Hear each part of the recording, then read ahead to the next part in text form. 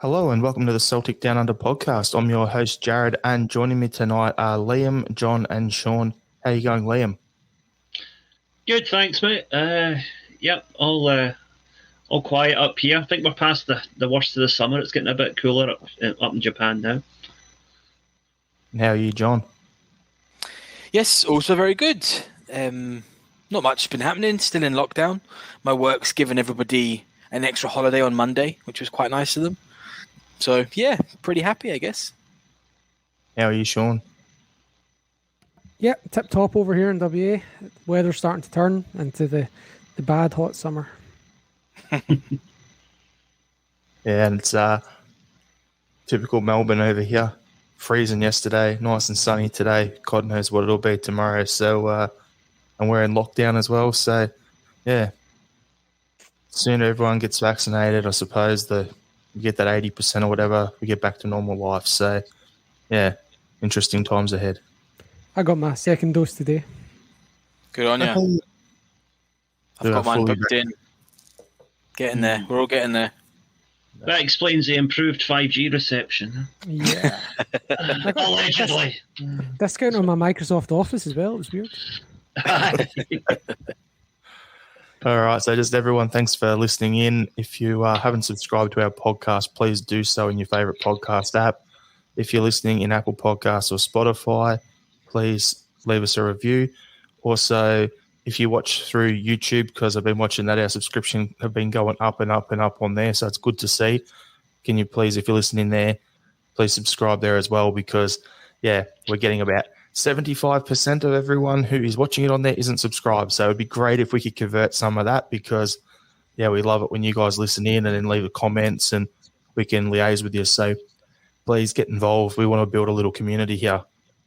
So what we'll do is, Sean, you want to start it off with a little teaser question for the start, and we'll have the answer at the end. So over to you.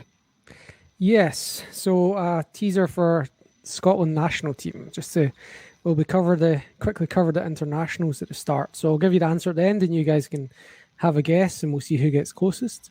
So last week, in a kind of heartbreaking game for Republic of Ireland, Cristiano Ronaldo broke the record for most international goals. He beat the Iranian who held the previous record.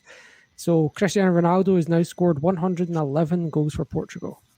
Okay, so if you count backwards from last night, from Scotland's goal last night, at what date would you get to 111 goals for Scotland? So don't answer just now. Counting backwards from now, how far back do you have to go for Scotland to have scored as many goals as Ronaldo? Yeah, I get what you mean. Yep. So thinking there's 10 games a year, including friendlies or whatever. We're not guessing now, though. We're guessing later, right? Think about it later. Yeah. Have a wee think, yes. And a bonus question is, who were the last two brothers who played for Scotland at the same time? Because last night you had the two McGinns playing. All right. So internationals, we had a bunch of Celtic players on international duty. Those people included Forrest Taylor.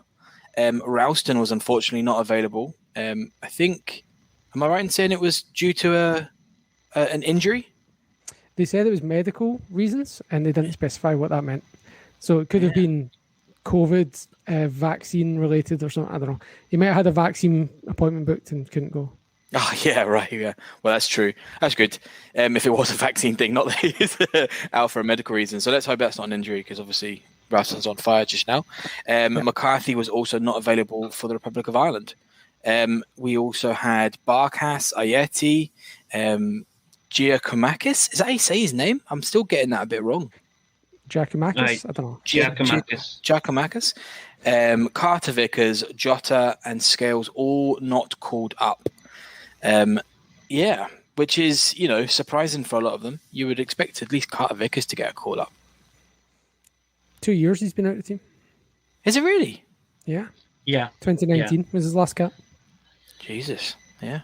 Yeah, I was actually centre backs one area where America have actually got quite a few decent players. So if he was a midfielder, he might have a better chance of getting in the team. But no, they're pretty stacked for defenders at the moment.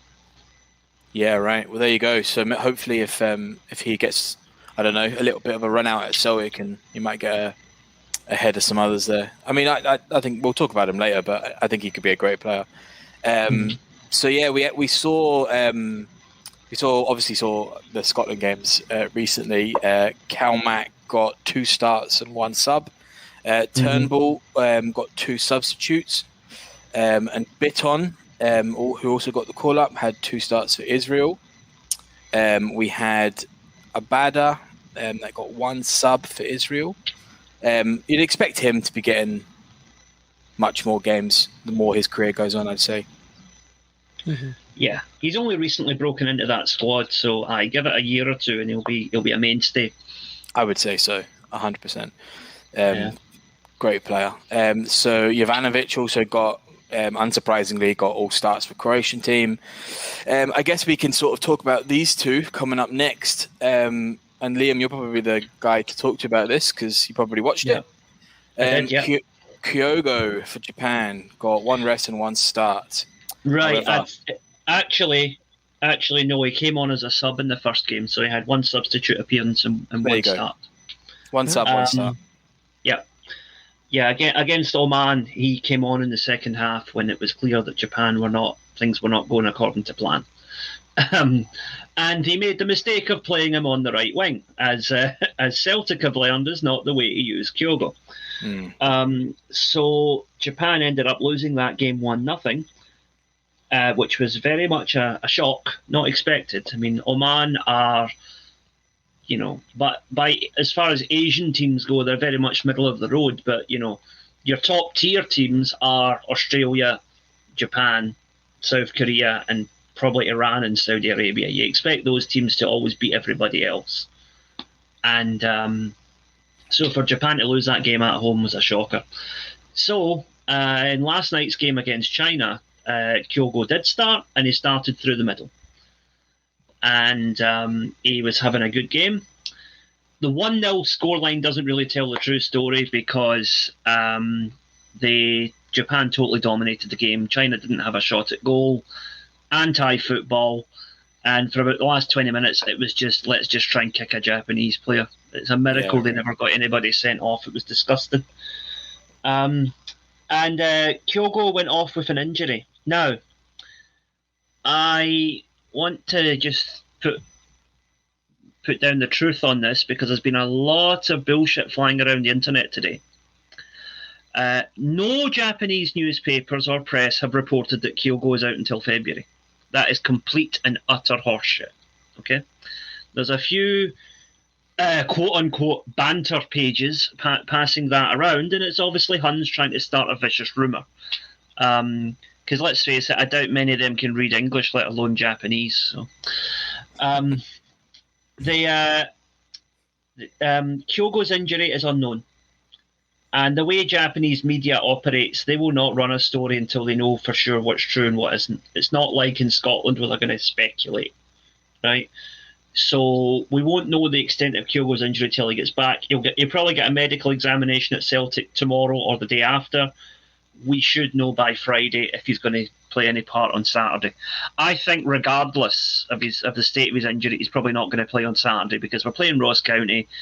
Chance for the Greek boy to get a run out, and I think Kyogo could do with a wee rest because that was a hard shift last night. What happened? The nature of the injury. He went down holding his knee, looked okay at first, and then limped off. Now, the way it's being reported is like, oh God, Kyogo just pulled up and there was nobody near him. True, but he had already been fouled several times in the run-up to him pulling up. Because, like I say, the Chinese defence were on a mission to just kick everybody as often as they could. Try to get revenge for the invasion of Manchuria. Aye. Yeah. Well. It's amazing, right? Kyogo's played Alkmaar, Sevco in China in the last week, and the only team that didn't in the last 2 weeks, and the only team that didn't kick the shit out of him was Sevco. Yeah. It's funny that actually when you think about it. Aye. Yeah. So anyway, my take on it is that it could be a bad injury, but what I think is more likely is it was just a cumulative effect of him taking several harsh tackles, probably felt a bit of pain in his knee, and they took him off as a precaution because Japan, although they were only winning 1-0, were cruising in the game at that point. So I think he might be out for a couple of weeks, but I don't think it's this serious season-threatening injury that some muppets in the media are trying to make it out to be, to get clicks. Yeah, I mean, look, knee injuries can be quite bad, and if it is a knee injury, like you're saying, it's all just been potentially shite that's been spread across social media stuff and all that. But yeah, let's hope it's not long term. I think regardless, he'll probably get a rest because of how far he's traveling. I think Roderick's going to be the same as well. Do you know what I mean? Aye. So look, fingers crossed for that, and I guess we'll all just have to wait and hear back, because I think he's going to get an assessment when he comes back to Scotland, like a proper one. He'll be back in Scotland probably. Well, he's probably flying as we speak, so he'll probably get looked at by Celtic staff maybe Thursday afternoon, Thursday evening, Scotland time, and we should know I expect by Friday's press conference, Ange will tell us what the deal is. Yes, yeah. That's good. I guess that keeps us all in the loop. So other players, I'll just rattle through some of these. Roderick got the 2 starts for Australia. Starfelt got a start. Hazard got a start. And Montgomery and Welsh both started with Scotland under 21s. Welsh was the captain for, I think, all the games, or just one of them. Yeah, which is brilliant to see him get in that sort of leadership role in the under 21s. Because the under 21s for Scotland seem to be doing quite well.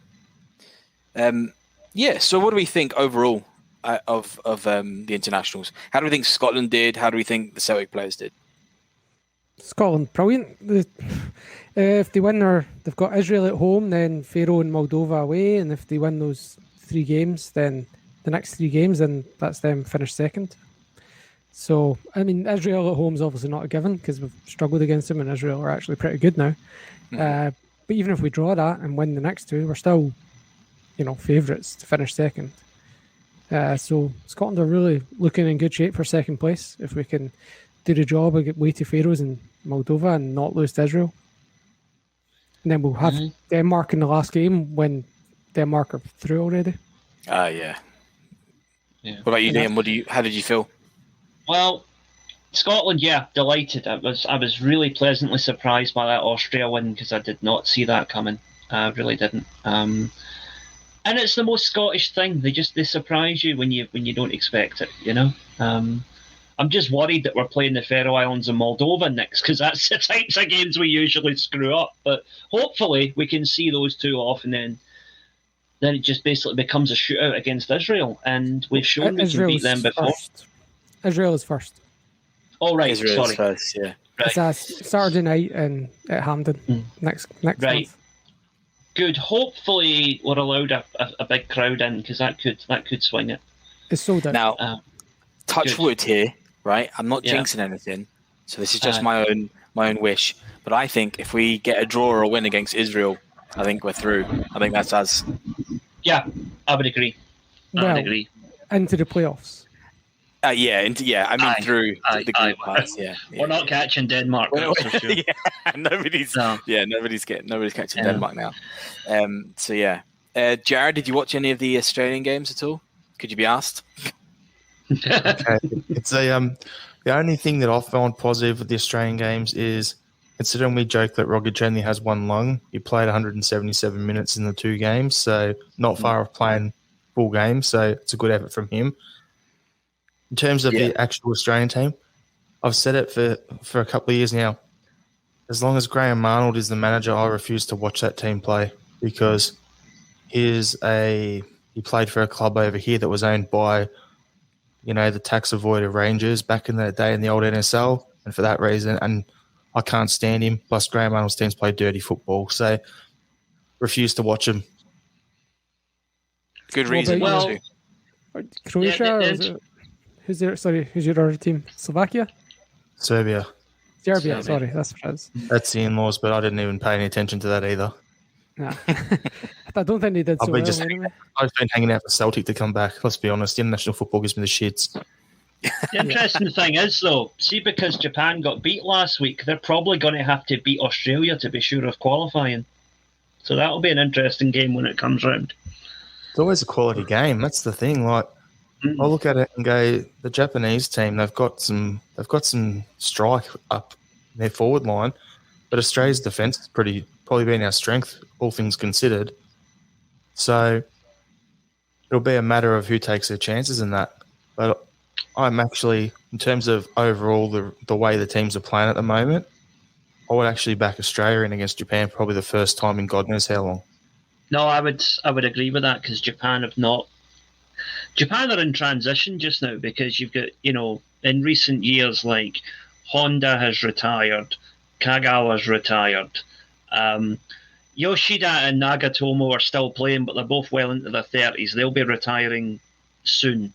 No, they won't. They'll still be playing when they're 50. That's the Japanese way. Well, we're not all like Kinkazu, unfortunately. Interesting, with him and Shinsuke Nakamura now playing in the same team, FC Yokohama's got a forward line that's nearly 100 years old. Jesus Christ. But no, I think Japan are trying to bring through new players now, and Kyogo is part of that because he's only really been a regular in the squad since the beginning of this year, and he doesn't look out his depth at all. He looks very much at his level in that squad, and I think he will become a star for Japan in the years to come, and hopefully, hopefully Australia and Japan both get there, but there only is 2 automatic qualifiers from that group, and the Saudis are in there as well, and you can't write them off. There's probably 3 quality teams there that you think are playing for 2 spots, and then the third place teams play each other normally to then go to the playoff against the other confederations. So that's how it usually works. It's 4 straight through, and then there's a 5th. Yeah, the third spot against usually a South American mob. So it should be interesting. Yeah, I wouldn't fancy Japan against a South American team because we're not the most physical. Anyway. Yes, there you go. So that was the internationals. Is there anything else anybody wants to bring up before we move on? No, I'm just worried about Rogic, man. Like, it's in the past, every time he went away to Australia and came back, he was shit. So yeah, good thing he was only going to Qatar to play all the games there. So it's the most long. Yeah, he always just came back crooked from Australia duty, and all the Australians like, oh, Rogic plays shite for Australia. I'm like, well, stop fucking calling him up because he always comes back shite for Celtic. That's very true. Yeah, it's quite far, isn't it, to travel in the space of a couple of weeks? But yeah. Anyway, all right. Well, that was the internationals. We'll review the transfer window now. So, Jarrod, you can lead that front. I'm glad you gave me permission there, John. It's good. Yeah, you're so welcome. Can you see how quickly I was trying to get through that wee bit? Because I couldn't be asked. So I'm quite happy to hand blessing, John. So we're all good. So what we'll do is we're just going to quickly review the transfer window in terms of outgoings. Then we'll go through on the permanent moves, and then we'll talk about the loans, and then we'll just talk over it in general. And then we've got some Twitter questions, which we're going to do later on, but they all tend to relate to the transfer window, so we'll throw them in, and then we'll just kick on from there. So outgoings, we had Scott Brown left on a free, Armstrong Okaflex on a free, Jack Hendry for $1.75 million, Bayo for $1.4 million, Aya for $13.5 million. We had Ncham go on a free. We had Shved and Leo Held both go for undisclosed fees. Christie for $2.5 million. Odson Edbard for $14 million. Overall, boys, what do you think of the outgoings? Anyone else that you were expecting to see move on other than them? And is there any one of those particular transfers you want to discuss? We'll go to you first, Sean. No, I think the only one that's disappointing was Hendry. Would have liked to seen him come back and could have either got a proper fee for him or actually given him a game. Hilda, disappointing that he never got a chance, never played the game. And whoever got $2.5 million for a player who has 4 months left in his contract should probably get some knee pads for whatever business they were doing in the background. Because that was unbelievable that they got $2.5 million for someone who was an absolute passenger last season and only has 4 months left in his contract. Yep. And I'll just quick shout to my sibling Owen, who texted me to say how absolutely delighted he was that Odsonne Edouard left, and he's never been happier to see the back of a player. He hates Edouard. I was a little bit... Yeah, I'm going to come back to Edouard. I'll circle back to that later. And John, anything there you want to touch on top of what Sean's just said? Yeah, look, I think I'm much in the same thought. I mean, I think we all saw Edouard. That was coming, right? I could see that happening. It probably should have happened last season. So I don't have any bad feelings there at all. I think he had to go. Christie, I was a bit disappointed with. He's very hot and cold of recent, but I think it's good to have personalities like that in a team, even if they don't start in every week. And obviously Scott Brown going was huge for Celtic's history. But again, I think he did everything he could. I think that was the right. I think Brown leaving at this season or whatever, or the end of last season, it was the perfect time to go. Before you drag something out and then that sort of reputation gets tarnished to an extent or lessened because of recent performances. So yeah, he went on a somewhat of a high, and we all still love him and stuff. I think the only other person that I probably would have said is Deadwood still, and we could have shipped is Bitton is the only other person I thought. He seems to be hanging on with two hands and just never seems to leave when I think he's done. But yeah, all of those players for me are the ones that I would say were going to go and we needed to ship. If Bitton stays... Sorry. Yeah. Sorry, I was going to say, if Bitton stays and plays next season, it's his testimonial year. Yeah. I was going to say there's two more. John, you said that Bitton was the only one you could have added to it. Me, I had potentially what's Barkas doing? Should he have gone out on loan or something? And the other one is Bolingoli. What's he doing? Oh, well, do you know what? I forgot about him completely. Yeah, Bolly is the other one. Yeah, so, yes. And he still hasn't really got... I think he got, 15 minutes in the pre-seasons? He's not even not making squads now, so... Yeah, and he shouldn't. I'm happy for him to not play again, so... We'll throw it to Liam. What's your overall take there? Yeah, I think particularly Christie and Edouard, getting any money for them at all, considering they could have both just ran down their contracts, was good business. And they were both players who ultimately saw their future away from Celtic, and good luck to both of them. Same for Ayer. But Ayer is the one that disappoints me. Not because he left, because he made it clear he wanted to try his hand in England, and he was honest and upfront about that. And even though we were abysmal last season, I don't think I could ever fault Ayer for effort. The guy was always tried, even when it wasn't happening for him. But the frustrating thing is, I think Ayer is very much an Ange Ball type of player. I think he's a guy that could really have done some damage in the team as it is now. And it's sad that he left just as this is all kicking off, We'll never know what impact he could have had. The other one that's a bit sorry. Okay, yep. The other thing that's a wee bit disappointing for me is that Ncham ended up just kind of fizzling out and disappearing, because when he was in the mood, we saw some moments of genuine class from that guy, but from what I hear in dispatches, his attitude wasn't right, and that getting rid of him was a good thing for team morale apart from anything else. Save. But we'll always have that goal against Nazio, and I'll be grateful for that. Yeah, no, 100% agree with what you're saying there, Liam. Just on the subject of those three players, it's pretty incredible that we got 30 million for the three of them, plus whatever sell-ons and top-ups for players that have between 4 and 10 months left in their contract. Like, if you're what's I don't know, is it Ross Wilson, the guy over at Ibrox? Man, he would wank himself blind for that kind of money. That. Yeah, like he would honestly, you'd have to get like extra tubs of lubricant because he'd be raw. Just like, the state there and then out, he'd wank somebody else blind for half that money, I think. Yeah, definitely, man. Like it's unreal business. Like I don't know how they did it. Yeah, and then you also have to factor in as well. Like it's the season after the COVID transfer window where nobody really moved anywhere.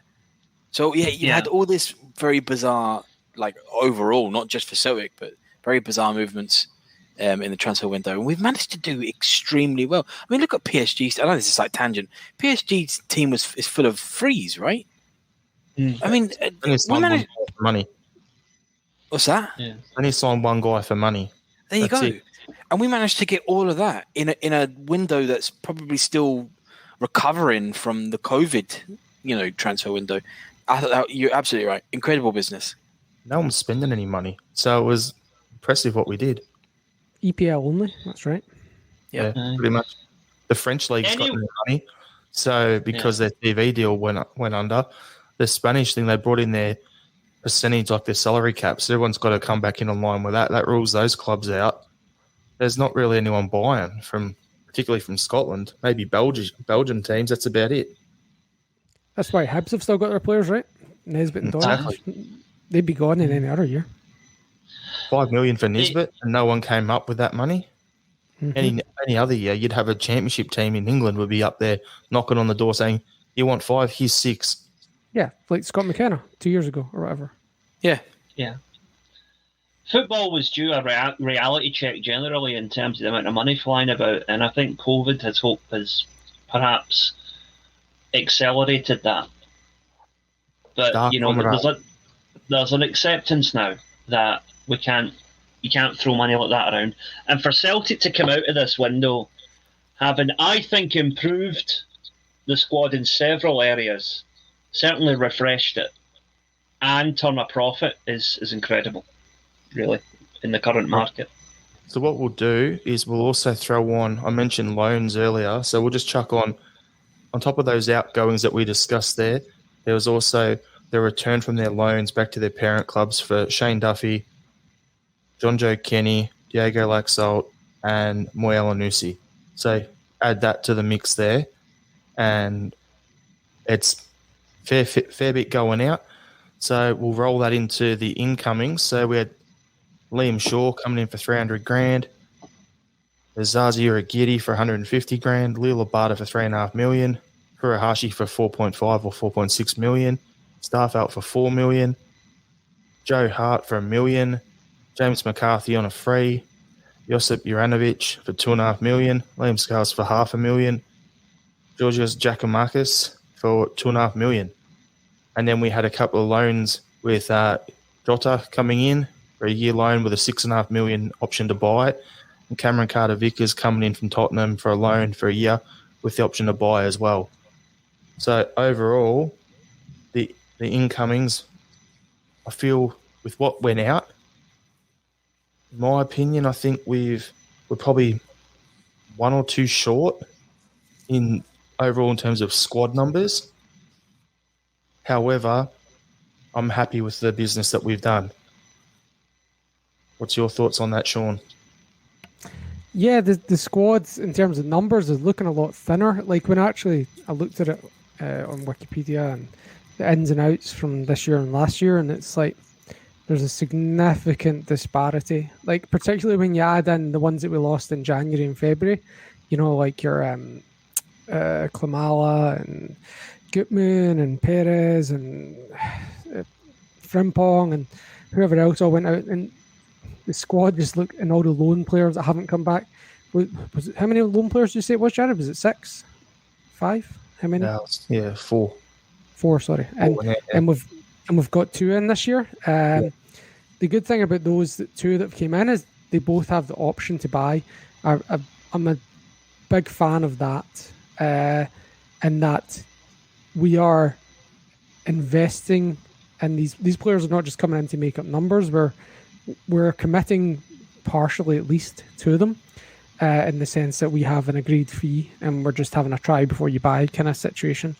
So that's good. So there's nobody that's really here just to make up numbers and benefit the parent club. Everyone's here to serve Celtic in some way. The one that they're all in the right kind of. It reminds me, like when you look back at whenever a new manager comes in, you have this kind of big incoming of players that are that kind of mature age, first team ready. Any of them, like Dyla, Lennon, Rogers, Strachan, O'Neill. Look back at all of their first kind of years, and this is what you see, the same kind of thing that Ange has done. The one for me that I've felt, well, obviously Furuhashi's been great, and Starfelt's been questionable, and they're the two opposite ends of that. But the one that's really I've been happy with the most has been Joe Hart for 1 million, because he's only 33. He's still got another 5 years, and he has looked great. He has looked so steady, so solid. Like, he's making saves that, like, you would be like, oh, Scott Bain should save that, but he didn't that time. Kind of one. Joe Hart's like holding on to them. Do you know what I mean? Like, ones, even the one against Sevco where he just gets his foot out and puts onto the post. I think he has made the job look effortless, and maybe people are kind of underestimating him for that reason, and that he's making the good saves look effortless. And the one that everyone was digging him up for against Alkmaar, I actually don't blame him for that. I don't think it was his fault. I think Welsh sold him short. And then look, I like Welsh, but I think that Joe Hart got the credit for that blunder is not fair for me. I think that was Welsh at fault, and I wouldn't mark down Joe Hart for that. So to me, Joe Hart, the best piece of business from that lot. Maybe Kyogo, but Joe Hart I'm very happy with. I'll just jump in here. I've got a little stat for you, Sean, because you mentioned about the squad team's a lot thinner. Mm-hmm. So when Rodgers was there in his last season, there was comments, the squad's too bloated. We've got 36 players. We've got 38 first-team players. Those were the sort of things that you're seeing in the paper all the time, on Facebook, on Twitter, all that sort of stuff, right? Yeah. So going into the start of last season, we let go of 17 players and signed 5. Last season? That was last season. So it was a drop-off of 12 players. Yeah, guys like Kouassi, Gordon, Hayes, Miller, Benyu, Simonovic, Forster, Arzani, Bauer, Rowan. You had Bolly go on loan, Shred, Aitchison, Afalabi on loan, Robertson. So this is people going out on loan or leaving the club. We had 5 come in. We had 17 go out. So it was a swing of 12 less players in the overall squad, right? Mm-hmm. On top of that, this season, we've had with Jota and what's his name, Giacomakis coming in, we've had 11 come in, right? Everyone going out this season, including the loanees going back to their clubs, 15 have left. So we're down 4 again. So in the space of 2 seasons, we've dropped 16 players off our overall first-team squad number. Does that include the winter transfer window? That's overall from start of the season to start of the season. Yeah, so that's just comparing where we were. So yes, it does include that. And in that time, we've also added a B team. Yeah. So we've literally added an extra team. So if we had 38 players or whatever sitting around, running around in first team training, and we had no B team for them to play in, and now we're down 16 on that, that brings us down to 22 or whatever it is, plus our youth guys starting to get a look in, like Dane Murray and guys like Monty and that sort of stuff. So it's good to see. Like, there's a pathway there, but yeah, it does look a lot thinner. But I just saw that stat there, and I'm like, oh, I've got to point that one out. That must have been absolutely toxic for morale to have all those players sitting around with their thumbs up their arses, no prospect of first-team football, no reserve games to play, just like, and bad overall management with someone who just berates you all the time and badmouths you in the media. Yeah, and not even a chance to be here. Yeah, and they can't even socialise and just have fun with each other either because of COVID. Like, that must have been, the morale must have been absolutely rock bottom last year when you look at that. Show. That's my way of summing it up. Yeah. All right, John, what's your take on the incomings this season? Any there you want to point out that you're particularly looking forward to seeing? Yeah, sure. My overall opinion is that was one of the best transfer windows I can think of in a really long time. Even if a lot of these players turn out to be duds, I think the impetus was exactly what we all really wanted from the board and from the management team and stuff. I've been seeing a lot of nonsense online as well about people saying that we're weaker now. Look, I think when you compare some of the loans that were always going to go back to their clubs, like Moy and Laxalt and stuff, yeah, okay, we're arguably a little bit weaker there, but they were always going. So you were never going to put them in your mind to say, they're in for a strong squad next season and stuff. So with all of the players that we were rumored to want to be, move on and stuff, like Nacham and Edwards and Aya and stuff, we were really in a bad position. So Christ almighty, yeah, I was thoroughly impressed with all of that. Yes, I also agree with Sean. I think Joe Hart has proved me wrong, actually. I was really worried about the guy. I thought his confidence was just shot from just bouncing around in the English teams and stuff. So, but he's come in and he's the exact keeper that we needed. So, yeah, so good for him. And I hope he sticks around for a long time and just gets better with us, basically. The only look, I'll bring up two players, right? So I was going to talk about Carter Vickers, and I think he could come good, but to me, he's a bit of an anomaly. The only two that I really wanted to talk about, which I think are going to be, could become very good, and one I'm skeptical of. And I think I discussed this last week. Was so first of all, I think Jota. I think Jota is going to be something very, very special. I think I'm just going to look it up here just so I don't get it wrong. But he basically came onto the scene in 2018, I think, when he played for the under-19s or under-21s for Portugal. And then Benfica slapped a £75 million release clause on his contract. So they had him tipped. Apparently, this is what Portuguese teams do a lot. But when they have a youngster that they think is going to be the next big thing, they do something like this. Look, the fact that it's only a couple of years later and now we've got a buy clause for 6.5–7 million might say that it didn't quite work out that Benfica thought it would, but I still think under the right management and under the right play style and stuff, play conditions, he could be fantastic for us. So I hope he does really well. I think I'm tipping him as to be the next big thing. He's the winger that we needed since probably Sinclair. I think that would be the sort of impact I think we'll get from him. The other player that I wanted to bring up is my skeptical player of the window, which is Giacomakis. God, I hope I said that right this time. Look, I think everyone's just assuming he's going to be fantastic because he had such a good season last year at Venlo. But if you look at his stats from all the years before, I'm just not convinced. I mean, look, he was at AEK Athens in 2017 to 2020. He played 30 games and scored 1 goal. And then he went on loan a lot and was on 10 appearances, 2 goals, 12 appearances, 3 goals, stuff like that. So yeah, fantastic season last season. It was a weird season for all the teams. And I still cannot work out how Venlo gets relegated and has the top scorer. But yeah, I think I'll wait to be proven wrong. I think he could be a bit of an Ayeti again. He could be a Skepovic or a Chief G. But fingers crossed he's not.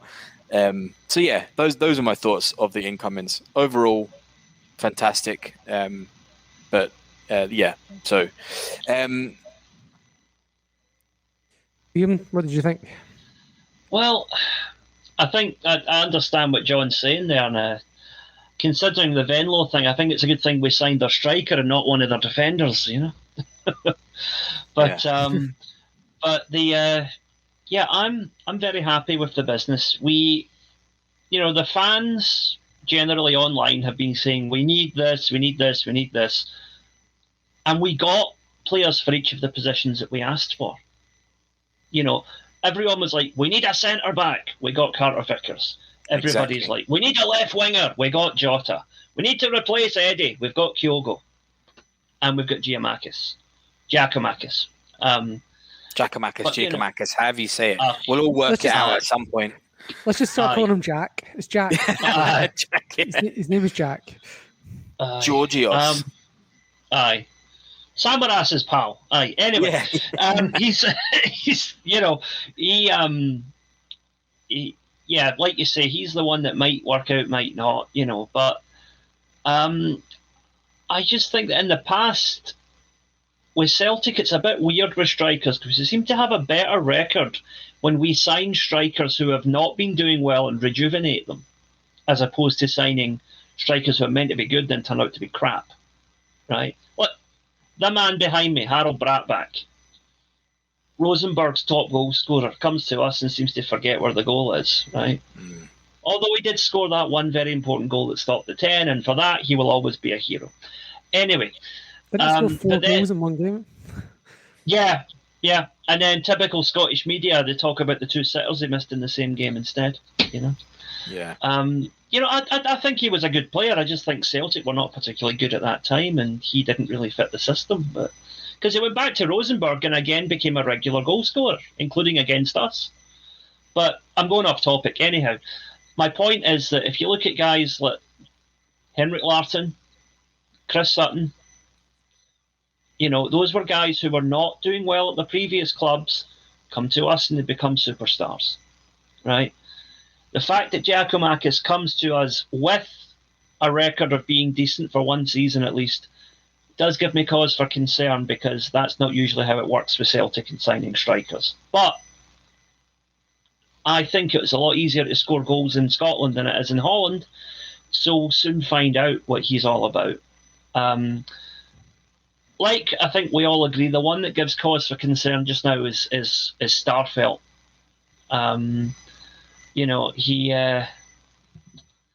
The guy's got the physique of a Greek statue. Unfortunately, he's also got the mobility of one, looking at the way he defends. But, time will tell. And I think, hopefully, he comes good. The real question for me, which we're going to get on to in a minute, is what is our top centre-back pairing now that we've got 3 centre-backs that are fighting for 2 places, and it's going to be 4 once Julian's fit again. Well, 5 in that case. Hang on a minute. Who are we thinking? Starfelt, Carter, Vickers, Welsh. Who's the 4th one? Scales. Right, because in my mind, I'm thinking Scales is a left back, but he can play both. So, that's a good point. Yeah, from what I've heard, Scales is quite the reviews from people in the know in Ireland, but we'll find out. I think coming out of the signings and that, for me, like, you guys have touched on everyone that I wanted to point out, but yeah, the one I'm iffy about is Uragiri. I don't know what his best position is. Realistically, I think with O'Connor going out on loan again, and maybe he's there to play as our 3rd string right back. That's pretty much the only chance I can see him getting into the squad. But on the other hand, I actually think Liam Shaw, with the right development, could become quite the player for us as a defensive midfielder. Not as a centre-back, a defensive mid. I've been saying we need a bit more size in the midfield. So if you've got options at defensive mid that you can play where you've got a 6'1" or 6'2", whatever Shaw is, or you can go the opposite, 5'5" or whatever it is with Sorrow. Against Rangers, for instance, you'd probably throw Shaw in there because it gives you a bit more physicality and size. But against other teams where you want to tell Kelmack to push forward a bit more and play more as an 8, then you'd put Sorrow in with him. So, yeah, I'm actually think Shaw could be decent for us, but at the same time, there's someone else we didn't put on the in list as well. I just remembered, because he's been playing to rave reviews in our Colts team at the moment, which is Bosan Lual, who we signed from Watford. Yeah. Oh, the Ireland under-21 international. Yeah, he's been dominating at centre-back and as defensive mid, and he's one that I could see breaking into the first team during the season as well. I've been calling him Lowell in my head. I was thinking that he's back. I'll tell you what, though, Uragide is, unless he has some sort of major Samara-style transformation, he is not getting anywhere near the Celtic first team. If you want, I've shared on Twitter in the last few hours the highlights of the Celtic B team game from last week. Go and watch those 4 minutes, and you will not want Uragide anywhere near the Celtic first team if you watch that. But he likes to tackle. Watch it, and you'll see what I'm talking about. I mean, there's There's been He doesn't- reports coming out that's saying that Yeah. when he's been training with the first team, the Celtic training staff has found out that he's way behind. How did you say the Watford boy's name? Bosun. Wow. Lowell. He's miles behind Lowell. He's miles behind Shaw. He's miles behind a lot of the players that are sort of in that B team, but gonna really move up and the bench of the first team and stuff. They're behind all of them.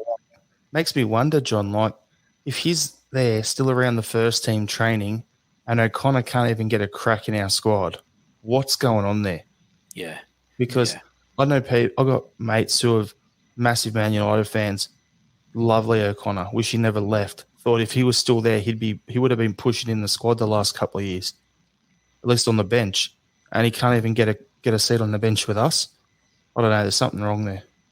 Yeah, I actually think Urhoghide is going to be the next Benyu. I think he's going to be, he was this talked about kid, and then he's just going to go on a loan, or he's going to move on in January, and then that will be him. That was his Celtic career. I don't think we'll see him. Look, Man United fans love to romanticize the players with potential that never make it. So let's not go down that road. No, I'm saying no. I'm saying at the time, Sean, they were like, why? Like they were devastated he left at the time as well. So it's not just romanticisation or whatever looking back at it. But, I can see Urhoghide's biggest thing for us, helping us out this season, winning our title back, will be going on loan to someone like St Mirren or something like that and just going out there and just breaking other teams' legs, that sort of stuff. Just not the Celtic players. Can't play against us because he'll have the parent club thing where he can't play against him, but he can go out there and just smash other people around. That could work. Based on what I've seen of him in pre-season and in the Celtic B team, he is the absolute definition of a heed the ball. Yeah. The classic Scottish Scottish football idiom of heed the ball. Yeah. Yeah. Do you know? Before I forget, right? There was one curveball that I wanted to see how you feel about it. Now, I will argue with anyone who said that he's a shite player, right? Or says that he's a shite player, because I think his time in the Premier League, he was fantastic. But everyone's saying that we need a midfielder. We need more reinforcements in midfield. There's a certain Jack Wilshere that's a free agent still. Nah. Could do worse. I think we could exactly. That's how I feel about it. If we don't want a Wilshere because he's injury prone, then we've also got a McCarthy sitting on the bench a lot of the time because he's been injured. As long as Wilshere comes and is realistic about the fact that he might not go into the first team, if it comes up with if he comes to Scotland with a Joey Barton attitude, he's going to die on his arse, right? But if he comes with a genuine desire to rehabilitate his career, then I'd welcome him. But he'll be expecting funny money as well, because I don't think he would. I think actually at this point he will take. I don't want it to sound like it's going to sound like, but I think he'd take any club at this point. And I'm not saying that Celtic is any club, but I think he's been in the media a lot saying that he doesn't want to wait till January to wait for another club. Like he's talking about retiring. Do you know what I mean? Do you think he'd go to St Johnstone? I think he would go to any club to play football. Yes, I do. The funny thing you say that, John, is I've got a list here of the first team lineup, and every position we've got at least 3 in, except for left wing we've got Jota and Mikey Johnson. Right back we've got Juranovic and Ralston, and then in the 10 role we've got Turnbull and Rogic. That's it. So the question is, do we play Jack and Macas up front and put Kyogo sometimes into that 10 role behind him? I think Jota can play there in the 10 as well. And Jota can play there, but you're not going to want to take him off the left, are you? So realistically, there's a spot there. But my concern would be if you've got Turnbull, you've got Rogic, you've got Kalmak who can play there, you've got Jota, you've got Furuhashi who can play there. You can even put Forrest there. There's 6 players who can play that's already on the wage bill. So, I don't know. I don't see it as a priority, in my opinion. No, I mean, look, I would love to have Wilshere at the heights when he was playing at Arsenal, at Celtic, but he's obviously not that anymore. I don't know. I think if we're desperately in need for, let's just say we take injuries, right, and we just need that attacking midfield or that creative midfielder. I think it would not be a bad thing as long as he can stay fit for a couple of weeks, cover other injuries. I tell you the main reason why I don't think it will happen, and it won't happen. No, but the main reason why something like that wouldn't happen, right, is Ange strikes me as the type of manager who thinks, right, I need that position, that player, and he goes out and signs him. Like, I need a left winger, I go out and sign a left winger. I need a striker, I go and sign a striker. Wilshere would need to be a kind of guy where you think, well, I don't know exactly where we'd use him, but a good guy to have in the squad. And Ange doesn't strike me as that type of manager. He's not going to sign a guy unless he's got a clear intention of how the guy fits into his team. So 12 months ago then, Liam, he would have been the perfect signing for Celtic. Yeah. Aye. Probably. No, because that's the difference. That is the difference. Neil Lennon went for players that he liked and then tried to form a team out of them. Whereas Ange is like, I've got my team, I'm going to sign players that can play in my team. And I think, personally, that's a better way to do it. Makes more sense. Yeah. All right, so what we'll do is we'll wrap up the transfer window stuff. So we've got guys we've loaned out. So Barry Coffey went to Cork City, Jonathan Afolabi to Ayr United, Ross Doohan to Tranmere Rovers, Scott Robinson to Crewe Alexandra, Lee Griffiths, Nostradamus called it, to Dundee, and as I touched on earlier, Leo Connor to Tranmere Rovers again. So overall, we've made a profit of $14.2 million. And that's not including any money we made in the January window for Klamala, Frimpong, El Hamed, Harper, Perez, Gutman, all those guys. So that's approximately another 15 odd million there. So we're in the net with that overall. So, yeah, there's money to spend, which ties in to one of the questions that we got from a post about when I put up for some Twitter questions. So Shane Beaton put up a question, what do you all make of the club's overall transfer business? Well, I think we've touched on that. But there was a question from Celtic Rab where he's gone, I'm reading this as a direct quote. Deadline day was a disaster. We got a guy on loan who played at Luton. No other business, yet the board lied, telling the gullibles that we got two in, even though they were both done deals. Ange won't be happy. He will get players in after the Emperor's Cup final in Japan on the 1st of January, won't he, lads? So there's money to spend. Someone isn't happy with the transfer deadline day, but he's thinking what we were touching on last week, where they'll go and spend that surplus of money in Japan come January. What's your thoughts on that comment there, that tweet?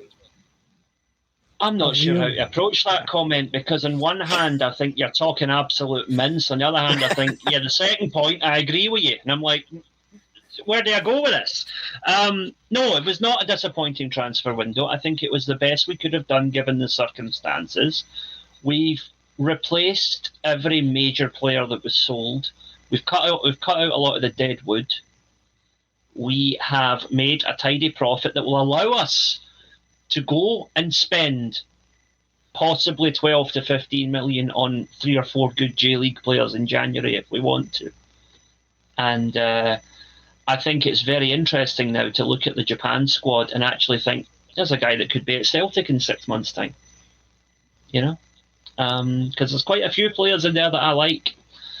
And it will be very interesting to see how that develops.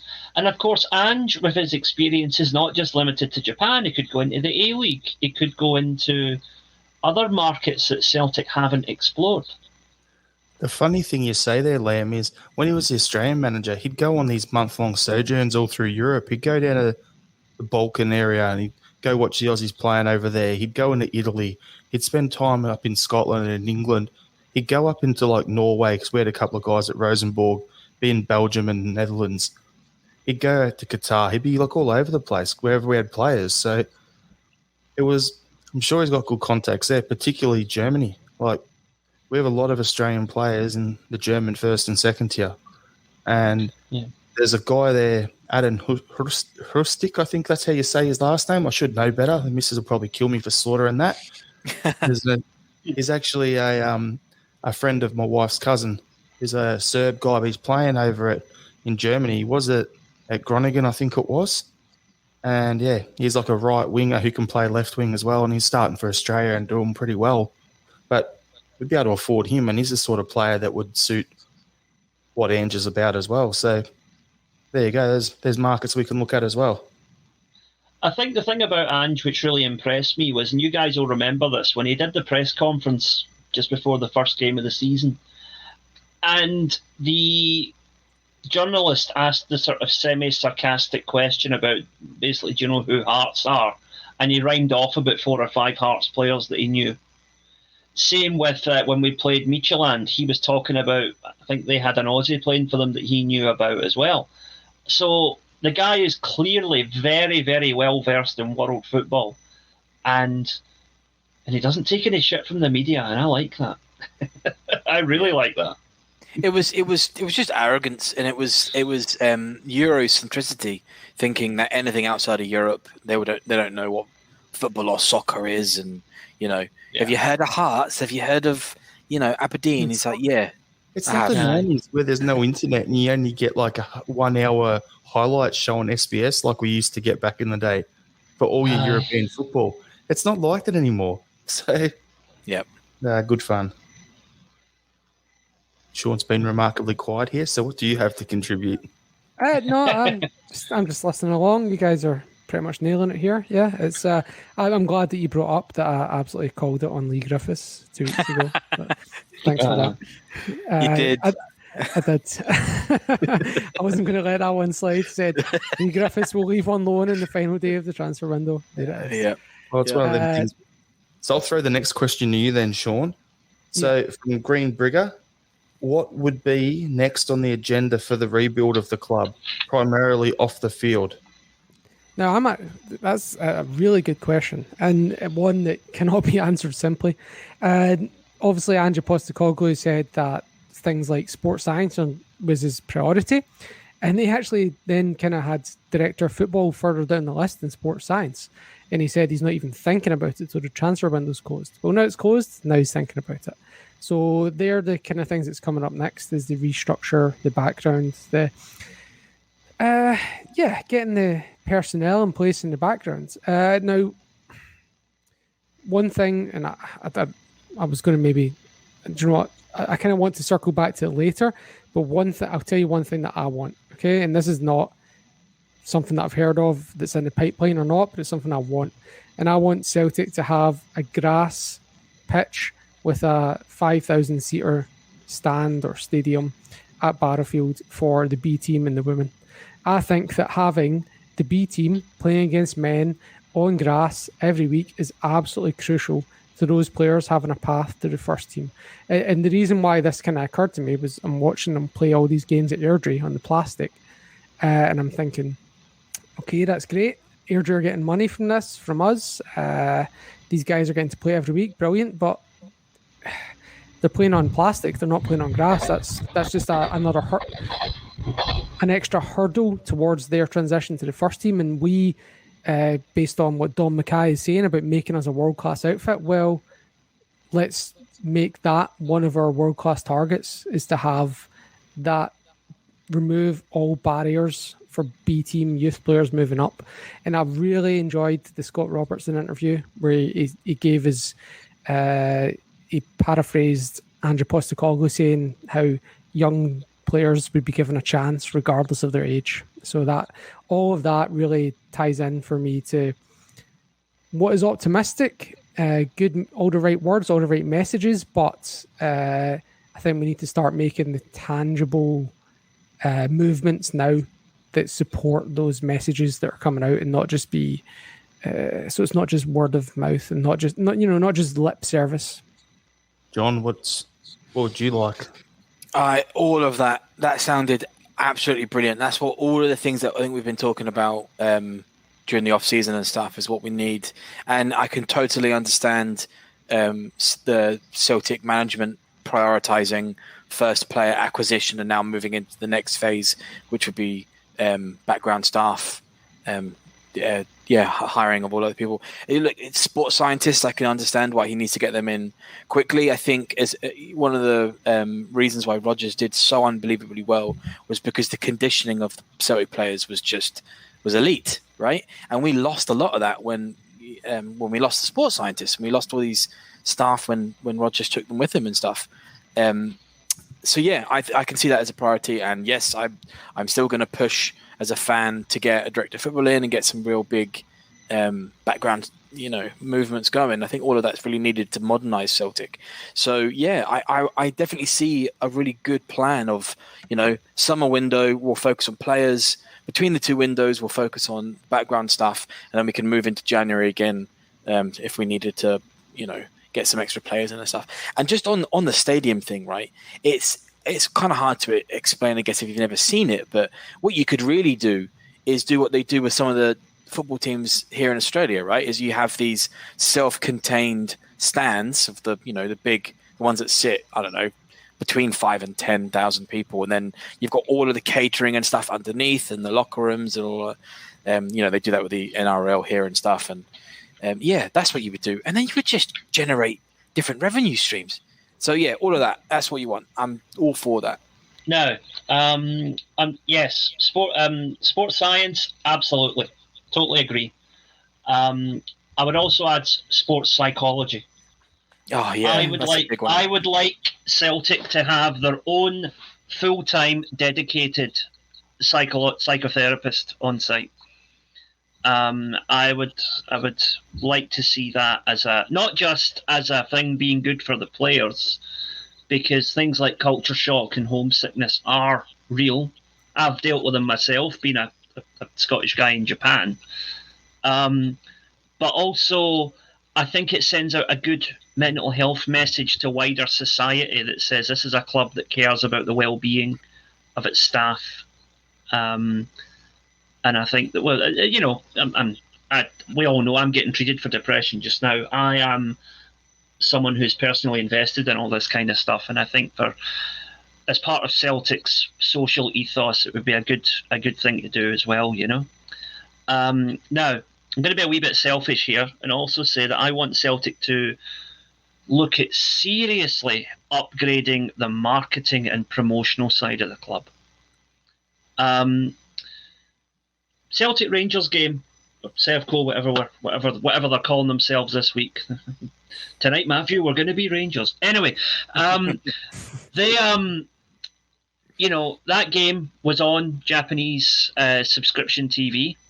A lot of people saw it because the subscription service that was showing it also had a 3-month free trial if you signed up on the day of the game. So a lot of people signed up, watched the game. We're probably disappointed because Kyogo was in the team that got beat, because they probably just watched it for Kyogo.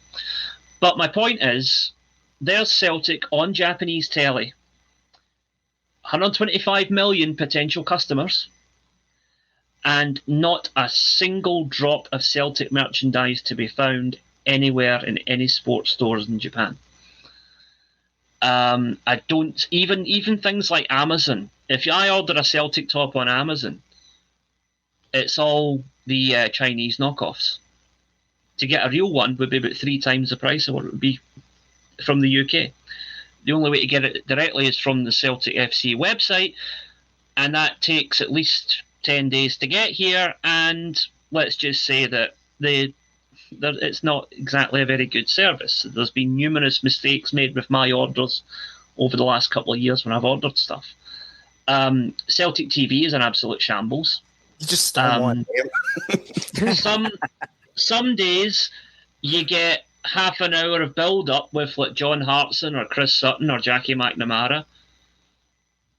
Other days it's like 2 minutes before kickoff, the feed starts and boom, there you go. Sometimes you get a post-match interview with the manager and 1 or 2 of the players. Sometimes the feed literally cuts off 10 seconds after the final whistle. There is no consistency of product. And in marketing, people come to expect a certain level of quality, and once you're at that level, you can't drop it. As soon as you drop it, people are going to think, wait a minute, I'm paying the same money I paid last week and I'm not getting as good a product. What's going on here? And I don't know because I've never been there.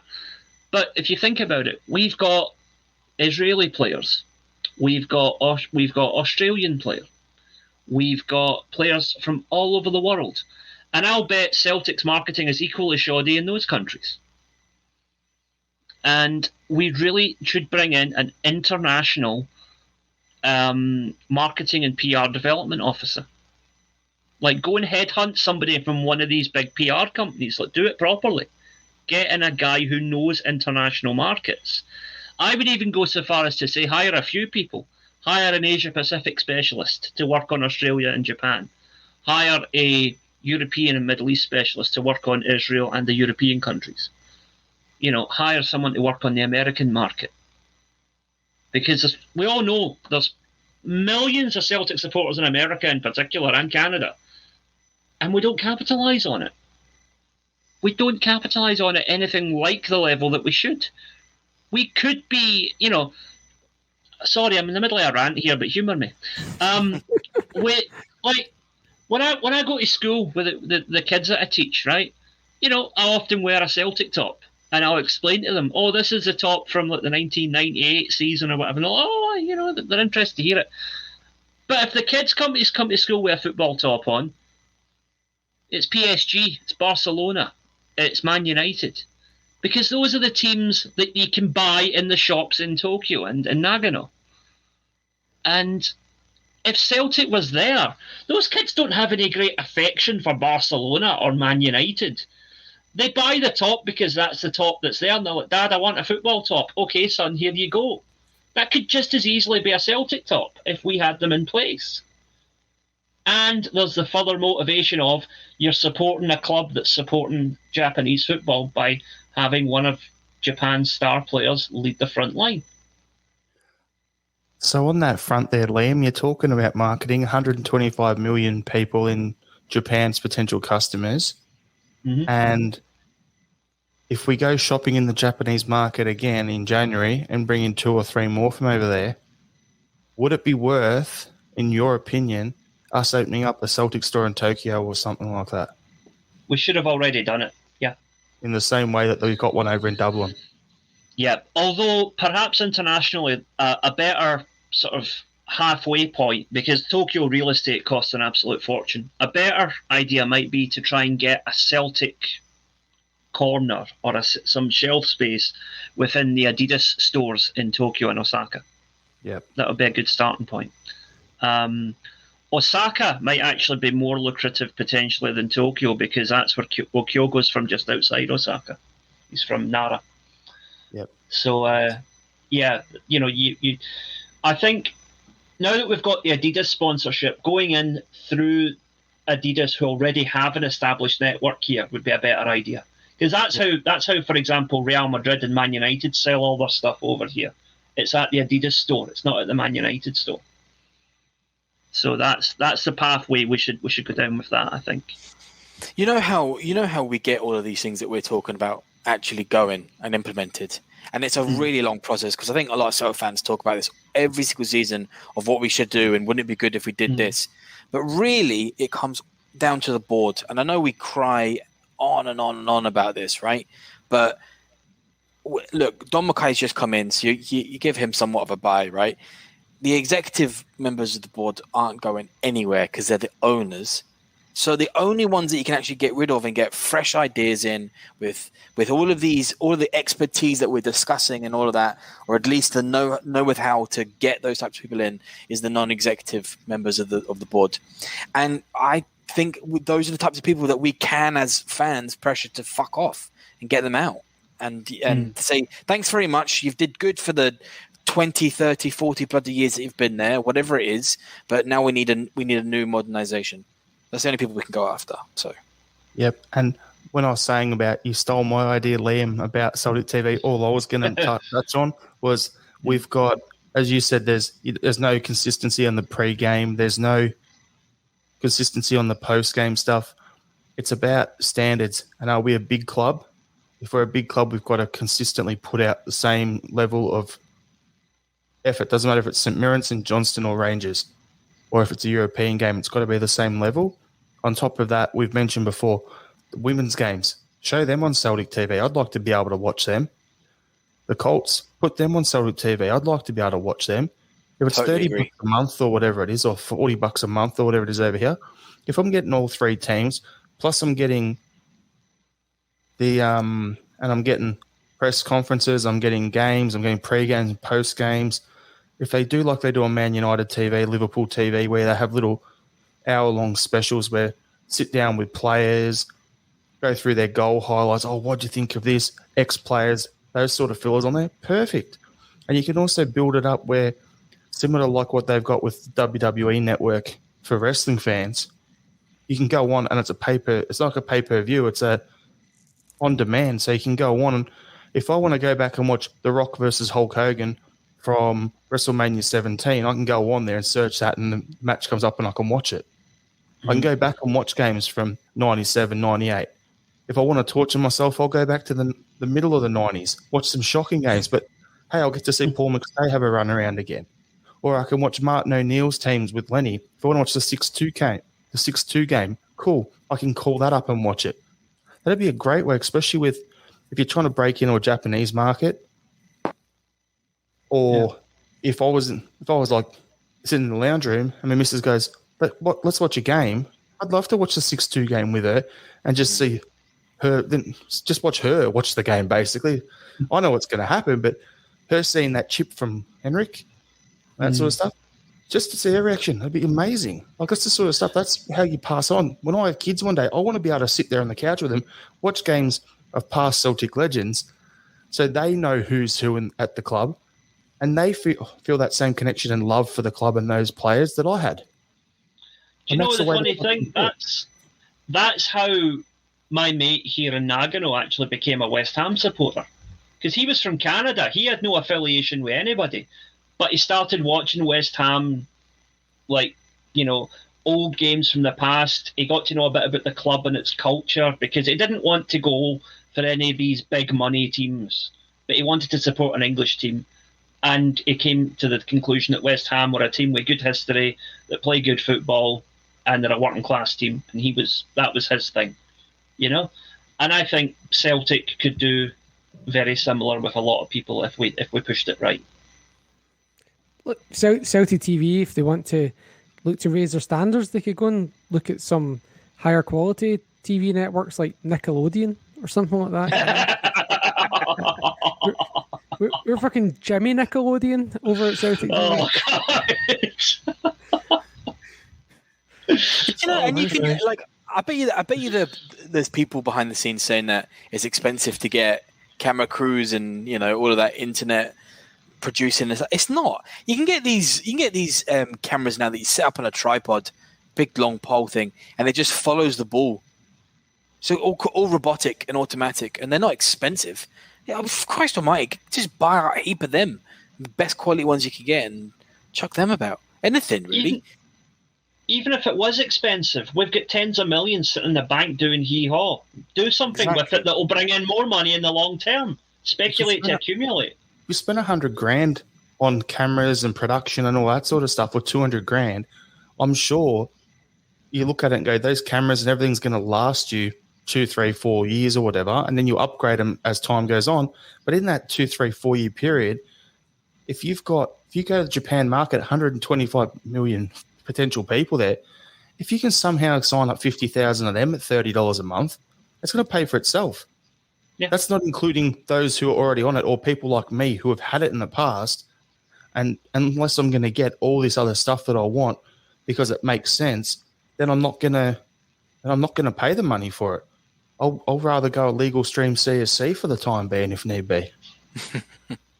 Yeah. But I'd rather give that money. I'd rather pay money to my club than have to go look for dodgy streams or whatever. I agree. I'm the exact same. See, that's the quandary. On one hand, we're supporters and we want to give the club money.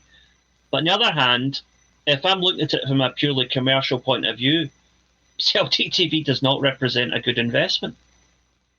You're at the moment. I'm basically every month I'm rewarding incompetence by giving them money. Now, not that any of us would ever think of doing such a thing, but see those Amazon Fire Stick things that you stick in that are all hacked and you get they're more reliable streams than Celtic TV's own stream. I can't remember what the game was, but Kyogo scored in like the 30th minute. Alkmaar. Was it Alkmaar? And the whole stream cut out for the goal. So I actually, somebody happened to have put an illegal stream on my web browser for some reason. So I managed to quickly switch across and watch whoever had done that on my computer. I just watched the goal and all of that stuff and then went back to Celtic TV. But yeah, it's just, it's bizarre. They need to sort all of that out. Some devilish little Oni sneaked in and put up his goal for me and ran out again, so I was able to watch that game. Yeah. All right, guys. What we'll do is we'll crack on from that point there because we could keep talking about that for an hour, 2 hours, 3 hours. We could, and we've got a game coming up on the weekend against Ross County to preview, so we'll just quickly go through that. Any thoughts on that, Sean? Yeah, just interested to see the starting lineup. I assume Cameron Carter-Vickers will come in, but who for? Is it for Starfelt or is it for Welsh? I hope it's for Starfelt and Welsh keeps his place, but we'll see. Looking at the left-back quandary, Juranovic played there in the last game. We've now got Scales. Taylor might be back. And someone who's played really well coming off the bench in the last 2 games is Adam Montgomery, and I would love to see him have a run in the team. And these home games, if he's going to get a chance, home games against Ross County is where it should be. Which kind of leaves Bolingoli, who you mentioned earlier, as 5th choice left back. Another one was the front 3. Kyogo probably injured. I guess Giacomakis is going to make his debut. And then I guess the question is, does Jota, I guess, with Christie going out, Jota will probably make his debut on the left. Hopefully Forrest is back in the right, but I guess we'll see. Yeah, new signings. Is there going to be some shuffling? Is Montgomery going to start? I hope he does. Scales has been talked about. It's interesting stuff. Score prediction, Sean. I'm calling a 4-1 win for Celtic. Oh, I was going to say 5-1. What are you thinking, John? Anything you want to add on that, or just the score prediction? No, I think I agree with the whole lineup stuff. I think a lot of those players that haven't played internationally or got a rest internationally, like maybe Forrest, Jota, Giacomakis. I hope I said that right. Look, I hope Scales comes in or Montgomery. Anybody like that would be great to see. I actually don't think we'll ship a goal, so I think it's going to be 4-0. I'm gonna say 4-0 as well. But what I expect is there's going to be quite a few changes to the team. I expect Abada, Rogic, and Kyogo all to be not starting, but possibly on the bench if fit. Because I think what it is, Ange will want to rest the players, but at the same time keep them on the bench so that if things don't look like they're going our way, you've got lots of firepower you can bring on. And I expect a 4-0 win because Ross County look like relegation fodder at the moment. Yeah.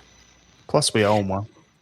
Yeah. Well, now, they've got a big unit up front, Jordan White, so that's going to be a challenge for whoever's at centre back. And well, Carter-Vickers comes in so he can just beast their beast. There you go. Yeah. Julian's must not be far away from coming back to the first team. Well, he's in the Europa League squad, so they're expecting him back this calendar year. They say he's about a month away from potentially being actually training. Yeah, right. I thought it was about now he was coming back, but probably looking at November then. You mentioned the Europa League squad. Do you quickly want to run through that? I don't have it handy. Have you got it? I've got it here. So we've got goalkeepers. We've got Barkas, Hart, and Bain. Defenders: Julian, Scales, Ralston, Taylor, Carter-Vickers, Juranovic, Starfelt, Urigidi, Biton. Midfield is Jota, McCarthy, McGregor, Abada, Rogic, Forrest, Sorrow, Shaw, and Turnbull. And attackers is Giacomakis, Furuhashi, Johnson, Ayeti. So that's the A list. And then the B list is Mullen, Murray, Henderson, Moffat, McEnroy, Robertson, Karamoko, Dembele, Welsh, and Montgomery. Had to go Karamoko. Had to say his name properly because, still think it's weird that he's got Karamoko on his back. Yeah. So, I think it's what I was reading was the signing of McCarthy coming and signing for us is actually a good thing because him being a local product, he allows us to put in an extra player into the squad, if that makes sense. Mhm. Yeah. Because he's homegrown, so that's actually that's a positive for us because you only got a certain cap of the amount of non-homegrown players you can have in your squad. So him being signed has actually helped us on that regard. So I think it's a decent looking squad. I think so too. Yeah. Can we get somebody to make a mock-up of like a baby Kyogo with a Celtic top on and send it to UEFA? Don't tell them people. There's enough guys out there who do weird shit like that on the pictures. All right, Sean, I'll throw to you quickly so you can touch on the Colts and the women's situation of the last few games. Yep. The B team lost 3-1 to Morton in the Challenge Cup. The goal came from Kieran Dixon, ex-Sevco player, who since signing for us has made it pointed on social media that he has always been a Celtic fan. So not sure what he was doing over at Mordor, but here we go. Now he's scoring goals for Celtic. In the game, you could put the loss squarely on the shoulders of Urugide. Again, I recommend you watch the highlights. He was stinking. They played Gallifreydine tonight, which is our last game for 2.5 weeks for whatever reason. Don't know why. And we're currently 8th in the table out of 18, and we have 3 or 4 games in hand over everyone around us other than Sevco B team, who are 2nd in the table. The women won 4-2 over Aberdeen in the first league game of the campaign at the weekend. 4-2 makes it look closer than it was. Last minute 4th goal. It actually wasn't that close. We were in the lead for most of the game. And this weekend, if you're listening now or the next 2 days, we have a derby game versus Glasgow City. So that's first versus second from last season. This Sunday, 4:10 p.m. Scotland time in Airdrie. If you're interested in getting tickets for that, it's £8 for an adult, £4 for a concession. But for some weird reason, ticket sales close at 2 p.m. on Friday. I don't know why. Probably a COVID thing. It's probably a COVID thing. Okay. But yeah, I think that'd be a good one to get down to on Sunday if you're not busy. Head down Airdrie way, see the women play Glasgow City. Get it on the. Do we know if it's on BBC Alba? I've no idea, Liam. Sorry. Yeah. Just the last Celtic game was on BBC Alba, so it should be. Yeah. Jarrod, there've been calls for that on Twitter, but at the moment, certainly the last few games have just been replays only, no live games. Shit house. It is shit house. Again, poor marketing. Yeah. And Sean, we'll go to. You had a quiz early on that I skipped over, I noticed. So do you want to quickly do that one, or do you just want to do the answer to your earlier one? Well, we can do it, yeah. It's so it's just to kind of give a bit of context to the departures of Griffiths and Edward. So hopefully my wife or manager aren't listening and realising how much time I wasted on looking up stats rather than doing work or housework. So how many players would you guess have played for Celtic? So just to draw an arbitrary benchmark of Martin O'Neill joining Celtic in 2001 season as the arbitrary benchmark for the modern game. How many players do you think have played for Celtic in that time? Wow. Probably about 150. Yeah, I was going to guess something like that. I've got 139. I'm going to go higher, 225. It's 250. Get in. So in the 2021 seasons, whatever it is, 250 different players have played. So I sorted them all by number of seasons played, number of games played. So in terms of number of games played, you won't be surprised. Scott Brown, James Forrest, Callum McGregor, top 3. Neil Lennon in 4th place. Between those four, they account for 11% of all starts within that period, which is incredible, Wow. given that there's 15,300 appearances for Celtic. Those three account for 11%. Four, sorry. Anyway, so Lee Griffiths comes in at 8th place on the number of games played since 2000. 262. Where would you place Edward? How many games is Griff played again? 262. So I'd put Edward probably 12th. 17th. I'll go in the middle then, shall I? 15th. He's actually 28th. So 28th. Players who have played more games: Brown, Forrest, McGregor, Lennon, Petrov, Izagiri, Lustig, Griffiths, Samaras, Gordon, Beaton, Bobo Baldi played 234 games. Wow. Tom Rogic, Fraser Foster, Chris Commons, Alan Thompson, Boric, Sean Maloney, Aidan McGeady, Charlie Mulgrew, Henrik Larsson, Steve McManus, John Hartson, Chris Sutton, Anthony Stokes, Jackie McNamara, and Didier Agat. But it does mean he's also played more games than the likes of Kieran Tierney. Who Yeah, that surprised me. none of us would question Kieran Tierney's loyalty to Celtic. We all consider that he's done his service and gone. Same for the likes of Joe Ledley, who's played fewer games than Edwards. Shinsuke Nakamura, Paul Lambert, all played fewer games. Johan Mjalby, at least since 2000 anyway. Gary Hooper, all these players that have played fewer games. Virgil van Dijk, fewer games than Odsonne Edwards. So he's right there in the kind of middle of how you would consider players to have served the club or not. And in terms of number of seasons played, he actually played in 5 different seasons, Odsonne Edwards. Lee Griffiths played in 8 different seasons. So that they get a bit of a bump up for having Edwards' 5th season includes the kind of half a dozen games he's played this year. So they get a bit of a boost in that sense. But there's very few players that have actually played more than that. Scott Brown played in 14 different seasons. Forrest 13. And then you've got Tom Rogic, who's coming on to a testimonial year. Technically, this next year would be. Tom Maloney played 11 seasons, but really there's not too many players have played more. Bobo Baldi played 8 seasons, which is a big surprise to me. But yeah, Rogic and Beaton, if they play next season, are both on testimonials. Yeah, there you go. All right. And the answer to your question from early on. Yes. So, what do you think then, guys? So, if you count back Scotland goals, when was the 111 goals ago for Scotland? 98 How many World years? Cup. 98 World Cup. 1993, I'll say. So it's given you the year rather than how many years back. Yeah, so the year. Yeah.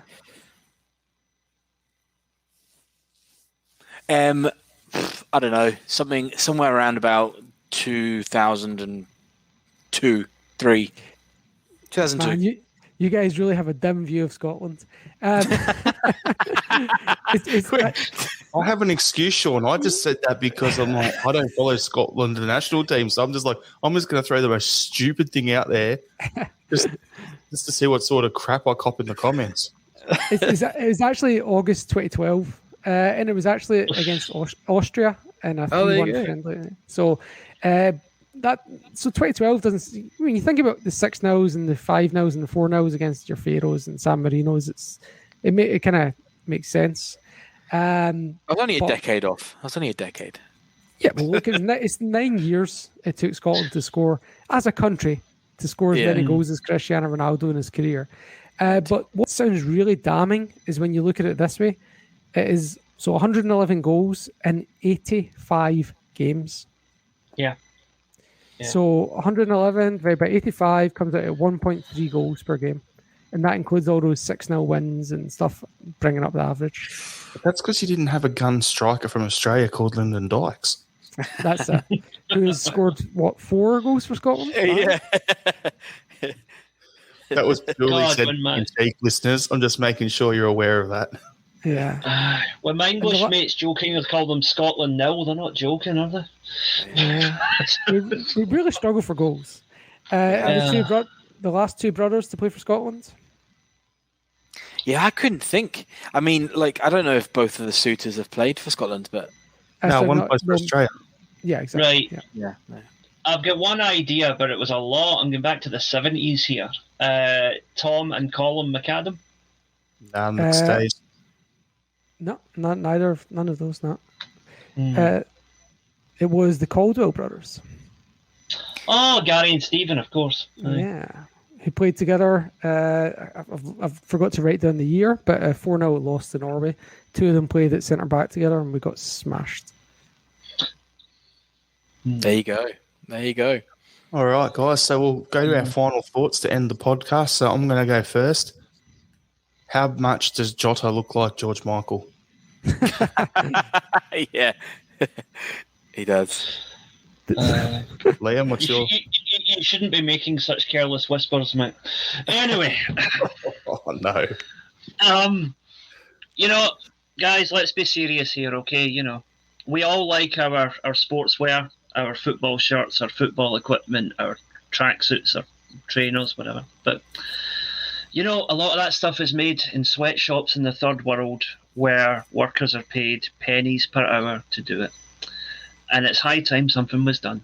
And if the governments of the world are going to get serious about clamping down on cheap labour to make these goods, then now is the time for us all to stock up on cheap sportswear. Thank you.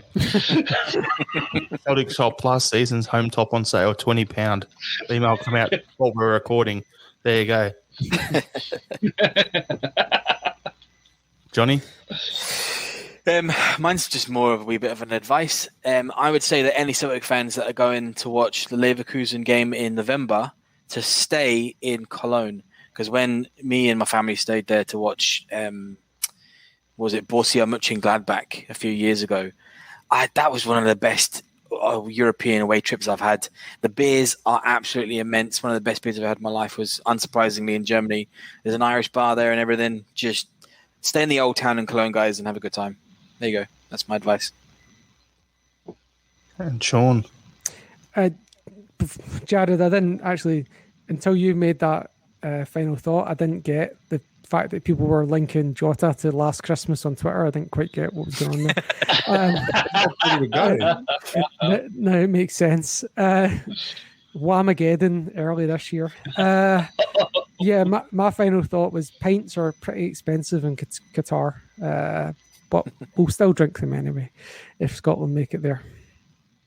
Yeah. All right, everyone. Thanks for listening. Appreciate you hanging around this long on this podcast. It's a bit of a long-winded one, so hope we didn't go off on too many tangents. As we said earlier, please subscribe to the podcast via your podcast app.